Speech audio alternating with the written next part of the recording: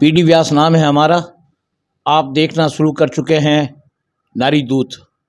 आज मेरे साथ है बीकानेर पूर्व में कांग्रेस के प्रबल दावेदार बाबू जयशंकर जोशी। इनसे बात करते हैं। ये हाल प्रदेश कांग्रेस कमेटी के सदस्य है और ये बीकानेर पूर्व के टिकट के प्रबल दावेदार है। जोशी जी, आपका स्वागत है हमारे नारी दूत चैनल पर। धन्यवाद। आप पहले भी 2008 में भी टिकट मांग चुके हैं, उस वक्त भी आपको टिकट नहीं दिया गया। उसके बाद निरंतर आप टिकट लेने का प्रयास कर रहे हैं, तो इस बार आपको क्या संभावनाएं लग रही है? 2008 में मैंने टिकट मांगा था और करीब करीब मेरा टिकट डिसाइडेड भी हो गया था। फिर अचानक तनवीर मालावत को दे दिया गया, मालावत जी को दे दिया गया। अब तनवीर मालावत जी ने किस एडजस्टमेंट से, किस व्यवस्थाओं से टिकट लाए, वो तो अब उनकी व्यवस्था वो जाने। लेकिन चूंकि मुझे पूर्ण आश्वस्त कर दिया गया था कि आपका टिकट फाइनल है और मैं दिल्ली से बीकानेर भी आ गया था।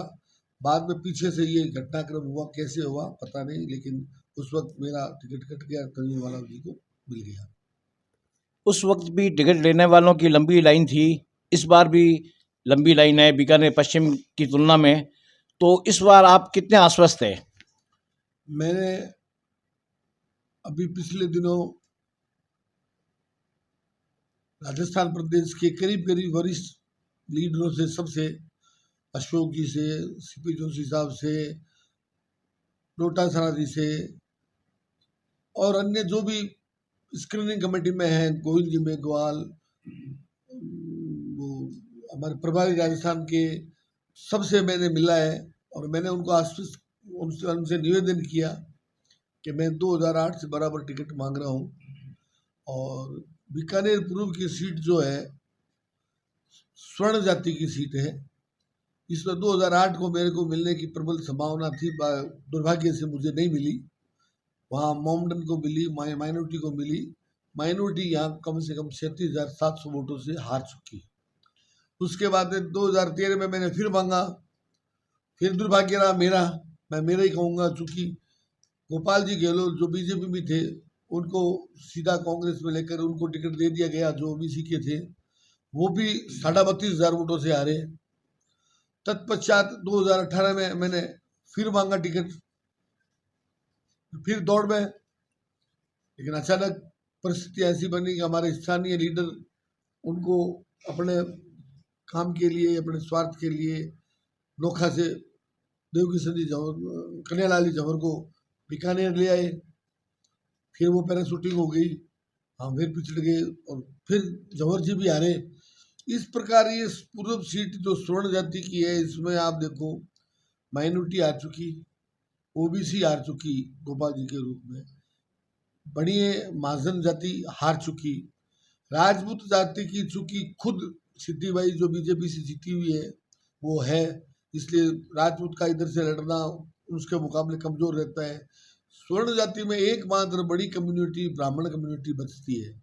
ब्राह्मण जाति के सबसे ज्यादा बहुतायत वोट भी है और मैं बराबर क्लेम करता आ रहा हूँ। लेकिन ये लोग मानते भी हैं कि भाई ब्राह्मण बाहुल्य है, जिसका मैं एक एग्जाम्पल आपको दूं कि 2008 में मैंने जब टिकट मांगा, मुझे मिला नहीं, तनवीर मालावत को मिला, तो तनवीर मालावत 37,700 वोटों से हारे। उसी साल बीडी कला 18,000 वोटों से हारे। दोनों मिला के 2018 के अंदर 56,000 वोटों से करीब करीब दोनों पूर्व और पश्चिम की लीड थी बीजेपी के। लेकिन उसके 4-5 महीने के बाद में महापौर के प्रथम बार चुनाव हुए, जिससे सीधे वोट पड़े और पूर्व और पश्चिम दोनों के वोट पड़े। उसमें कांग्रेस से भवानी शंकर जी शर्मा उतरे मैदान में, सामने वो गोपाल जी गहलोत थे। लेकिन भवानी शंकर जी शर्मा ने पूर्व और पश्चिम दोनों की 56,000 वोट की लीड को कवर करते हुए 28,000 वोटों से जीते। तो ये अपना में रिकॉर्डेड चीज है, मेरे कहने से कोई मतलब नहीं है। पार्टी के पास रिकॉर्ड में है, प्रदेश में भी रिकॉर्ड में है कि दोनों सीट को 56,000 को कवर करके 28,000 से वोटों से जीतने का तात्पर्य ये है, ये क्लियर करता अपना आप में दोनों क्षेत्र पूर्व और पश्चिम ब्राह्मण बाहुल्य क्षेत्र है और ब्राह्मण को आज तक कभी चांस मिला नहीं। मैं समझता हूँ इस बार सब जातियों का एक्सपेरिमेंट हो चुका, माइनॉरिटी का, ओबीसी का, बनियों का। ब्राह्मण पे अगर एक्सपेरिमेंट करेंगे ब्राह्मण में मैं पिछले 43 साल से पार्टी में काम कर रहा हूँ, बराबर मैं पार्टी में लगा हुआ हूँ, बराबर टिकट निरंतर मांग रहा हूँ। मेरी प्रबल दावेदारी है। मैं उम्मीद करता हूँ हाईकमान पार्टी पूर्व सीट के लिए बहुत गंभीरता से विचार कर रही है, तो शायद संभवतः अच्छी तरीके से सोच के निर्णय करेंगे।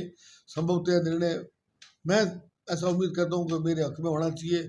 उसके बावजूद भी पार्टी है, महान है, वो जैसा निर्णय लेगी हम पार्टी के साथ हैं। आपने बीकानेर पूर्व विधानसभा के लिए ऐसा क्या किया है कि पार्टी आपको टिकट दे?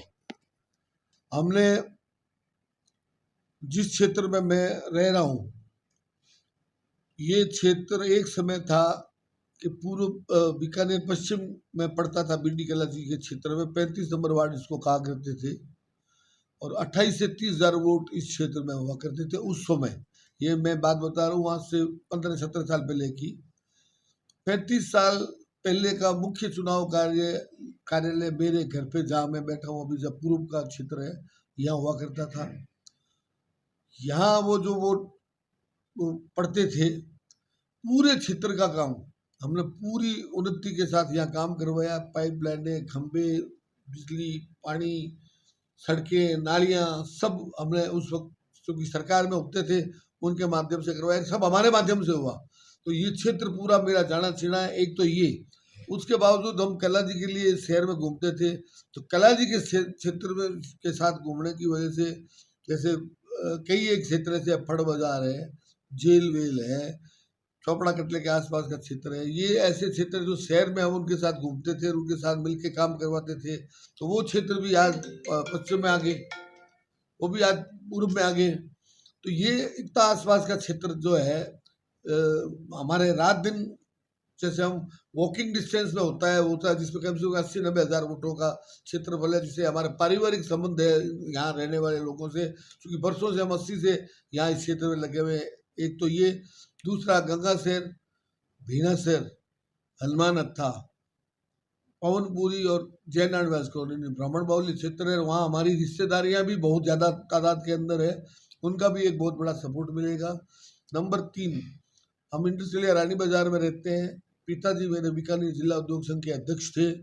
उनका बीकानेर रानी बाजार इंडस्ट्रियल के अंदर जितने भी उद्योगपति हैं, जो महाजन जाति के लोग हैं, वो उनके सारे मकान गंगासैर, भीनासैर में हैं। उनसे हमारा बहुत पारिवारिक संबंध है। जब अगर पार्टी मुझे निर्णय करती है टिकट देने का, तो मुझे ऐसा पूर्ण विश्वास है कि पिताजी की जो वो संबंध है, वो मैं आज भी उनसे निभा रहा हूँ, उसका लाभ भी मुझे मिलेगा। इस तरह मेरा क्षेत्रफल जो है एकदम से धरातल पे मजबूती की ओर है। तो मैं ये निश्चित आश्वस्त करूंगा कि अगर पार्टी मेरे को टिकट देती है तो इस सब आधार के ऊपर, क्योंकि मेरे संबंध, रिलेशन, व्यापार, हम 6 भाइयों का परिवार है, संयुक्त परिवार है हमारा, एक छत के नीचे हम रोटी खाते हैं। सब भाइयों का हमारा अलग अलग क्षेत्रफल है, बड़ा बड़ा लंबा लंबा सोशल फील्ड में है। मेरे एक भाई रानी बाजार उद्योग संघ का अध्यक्ष है, एक लॉयल्स का मेंबर है, कोई व्यापार मंडल में है। इस तरह से हमारा क्षेत्रफल लंबा चौड़ा है और परिवार भी लंबा चौड़ा परिवार है। इसलिए मैं होप करता हूँ कि पार्टी अगर मेरी तरफ सोचेगी तो निश्चित रूप से मैं पार्टी को जीत दिलवाने की पूर्ण कोशिश रहेगी। सिद्धि कुमार जी 3 बार से यहाँ विधायक है पूर्व की, और इनकी जड़ें बहुत मजबूत है। चूंकि वे राज परिवार से है, तो बीकानेर के लोगों की मानसिकता राज परिवार के प्रति श्रद्धा भाव की है कि उनको वोट देना चाहिए और वो जीतनी चाहिए। तो क्या आपका परिवार और उनके परिवार में जो बुनियादी फर्क है, फिर भी आप इतने आश्वस्त है कि आप ही जीत पाएंगे? मैं ये निवेदन कर दूं, मानता हूं राज परिवार से है, लेकिन जीत का बड़ा का कारण उनका ये रहता है कि उनके सामने कैंडिडेट जो आज तक आए, 2008 में तनवीर जी आए, 2013 में गोपाल जी आए और जवाहर जी आए। लेकिन तनवीर जी आए, माइनॉरिटी आई, ओबीसी आई, वो लंबे हार से हारी, क्योंकि कैंडिडेट बहुत ज़्यादा कमज़ोर थे, धरातल के नहीं थे। इसकी वजह से वो हारे और उनके जीत का कारण सिद्धि कुमारी जी का ये रहा। हम लोगों का भी परिवार इतना लंबा चौड़ा है कि उन परिवार के बराबर में हमारा परिवार कहीं पीछे नहीं ठहरता। और तीसरी बात मैं ये बता दूं आपको कि सिद्धि कुमारी जी का 3 टेन्योर के अंदर जनता से किसी प्रकार का कोई जुड़ाव नहीं रहा, कोई जनता से उनका कोई लगाव नहीं रहा। यहाँ तक कि आप विधानसभा की उसकी उपस्थिति भी दे सकते हैं, उसमें नगण्य रही है। और सबसे बड़ा दुर्भाग्य यह है अभी उनका कि वो राजमाता जी, जिसको दाता श्री कहते थे, उनकी दादी जी जो हुआ करती थी, तो वो भी उनको सपोर्ट में रहती थी, जिताने के सपोर्ट में। तो वो हाथ जोड़ के शहर में जब निकलती थी तो उनके राजघराने के जो फॉलोवर हुआ करते थे वो भी उनके चेहरे को देखकर कुछ कर दिया करते थे। दुर्भाग्य से वो भी स्वर्गवास उनका हो गया है, भगवान उनकी आत्मा को शांति दे। और ये सब माइनस पॉइंट उनके हैं कि ना तो वो फील्ड में रहती, ना वो जनता के जुड़ाव में रहती, ना वो विधानसभा में जाती, ना कभी वो क्वेश्चन उठाती, और परिवार उसका सुधरता जा रहा है। उनके परिवार में भी मैं कहना नहीं चाहता, इंटरनल अभी सबको आप लोग तो इस क्षेत्र से जुड़े हुए हैं, परिवार में इंटरनल उनका परिवार में खूब डिस्प्यूट चल रहा है उसका, और सब तरीके का जो हमारे परिवार का जो विस्तारित है लाभ मिलेगा। ये दोनों मिला के मैं प्लस में रहूंगा ना, मैं राजनीतिक सूत्रों की माने तो पिछले चुनाव में अगर कन्हैयालाल जफर जी को चंद समय पहले और दे देते, अगर 3 महीना पहले टिकट की घोषणा कर देते, तो शायद वो जीत सकते थे, क्योंकि उनके जीत का जो हार का अंतर था बहुत मामूली था। तो फिर अगर इस बार अगर वो अभी आप निश्चित समय से थोड़ा पहले इनको टिकट की घोषणा कर दें तो वे काफ़ी टक्कर दे सकते हैं। तो अगर वही चीज़ अगर आपके साथ भी हो, आपको टिकट जो आम समय होता है निश्चित समय उससे पहले कर दें, जैसे कल ही पार्टी आपके नाम की घोषणा कर दे, तो आप अच्छी टक्कर दे पाएंगे?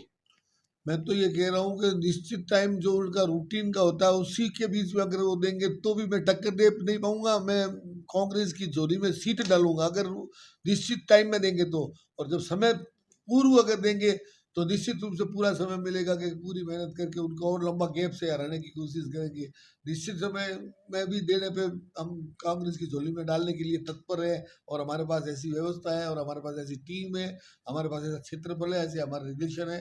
तो निश्चित समय में भी अगर पार्टी देगी तो भी हम जीतेंगे, तो लंबे समय में तो निश्चित रूप से थोड़ा और बढ़िया ही रहेगा। अब मैं आपसे प्रश्न करता हूँ समस्या को लेकर। ये आपके जो पास में जो ये रेल फाटक की समस्या है, ये दिनों दिन नासूर होती जा रही है। इस पर आपने क्या प्रयास किया पूर्व विधानसभा क्षेत्र में के रहने के नाते? मैं जब कला जी के साथ काम करता था पश्चिम क्षेत्र में, जब वो थे एक ही क्षेत्र था, तो बीकानेर में एक रेल परिक्षेत्र संघर्ष समिति बनी हुई थी, मैं उसका सेक्रेटरी था। हम उस दौरान नीतीश कुमार जी से और भी सीके जाफर शरीफ साहब से, केंद्रीय मंत्रियों से, बीडी कला साहब के नेतृत्व में, चूंकि वो संयोजक थे उस कन्वीनिंग कमेटी के और मैं सेक्रेटरी था, बराबर उनसे मिलके रेल बाईपास के लिए पूरा प्रयास किया कि भाई ये बाईपास अगर बन जाए तो बहुत बड़ा एक नासूर खत्म हो जाएगा। उसके लिए सरकार ने 63 करोड़ रुपए दे भी दिए थे, लेकिन दुर्भाग्य ऐसा रहा कि वो दिए, वो कुछ आगे कार्रवाई बढ़ती, उससे पहले सरकार बदल गई। सरकार बदलते ही जो तत्कालिक मुख्यमंत्री आई वसुंधरा जी, वो 63 लाख करोड़ रुपए वो वहां से उठा के अपने झालावाड़ ले गई। तो ये काम जो होने वाला था, जिसमें हम लोगों का पूरा प्रयास था, वो वंचित रह गया, वरना आज तक इसकी समस्या का समाधान हो चुका होता। फिर भी मैं ये आश्वस्त करता हूँ कि अगर मुझे मिलता है और मैं जीतता हूँ तो मैं इसके लिए हर संभव हर संघर्ष, चाहे धरातल पे करना पड़े, चाहे दिल्ली लेवल पे करना पड़े, चाहे हड़ताल करनी पड़े, मैं मेरी पूरी कोशिश करूंगा कि ये जो फाटकों की समस्याओं का स्थायी समाधान कैसे हो, उसके लिए मैं पूरा प्रयासरत रहूंगा, पूरा तत्पर रहूंगा। साथियों, आप थे बाबू जयशंकर जी जोशी, ये बीकानेर पूर्व विधानसभा से कांग्रेस के टिकट के दावेदार है। जैसा कि मैंने आपको बताया, इनको ये लगता है कि अगर कांग्रेस पार्टी मुझे टिकट देती है तो मैं निश्चित रूप से यह सीट पार्टी की झोली में डालूंगा। साथियों, अगर ये साक्षात्कार आपको अच्छा लगे तो इसको लाइक, शेयर और सब्सक्राइब जरूर करें, जो बिल्कुल फ्री है। अपना और अपनों का ख्याल रखिए। कैमरामैन विकास सेवक के साथ दीजिए इजाजत। नमस्कार।